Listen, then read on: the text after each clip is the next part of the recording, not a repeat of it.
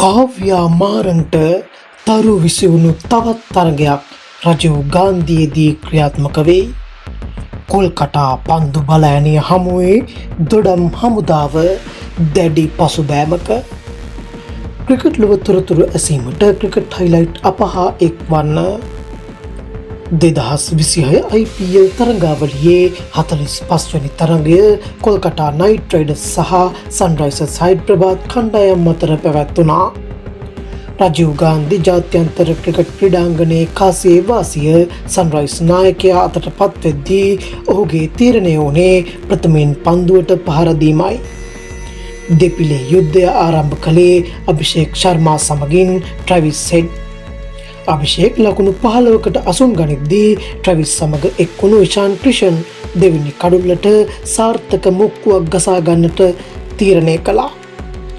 ඉන්දියානු තනතිරුව තම අනසක පැතිරූ ට්‍රැවිස් හෙඩ් පන්දු 28කට ලකුණු 68ක් කොල්කටාවෙන් නුදුරාගත්තා. ඉෂාන් ක්‍රිෂන් ලකුණු 42යි.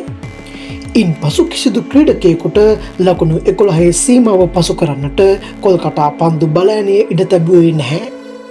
වරුන් චක්‍රවර්ති කඩුළු 3යි. ඒ අනුව සන්රයිසර්ස් හයිඩ්‍රබාද් සියලු දෙනාම දැවී රැස් කළේ ලකුණු 165ක් පමණයි. ඒ පන්දුවාර 19කට මුහුණ දෙමින් ලකුණු 166ක ඉලක්කයක් හිමි වූ කොල්කටා පිළ පන්දුවාර 18යි පන්දු දෙකක් අවසානයේ ලකුණු 169ක් ලබාගෙන තරගයේ ජය ලබා ගත්තා. ඒ කඩලු 3ක් පමණක් වැය කරමින් නායක අජන්කියා රහානි ලකුණු 43යි. විශිෂ්ට ඉනිමක් ක්‍රියාත්මක කළ අන්ක්‍රිස් රඝුවංශී ලකුණු 59යි.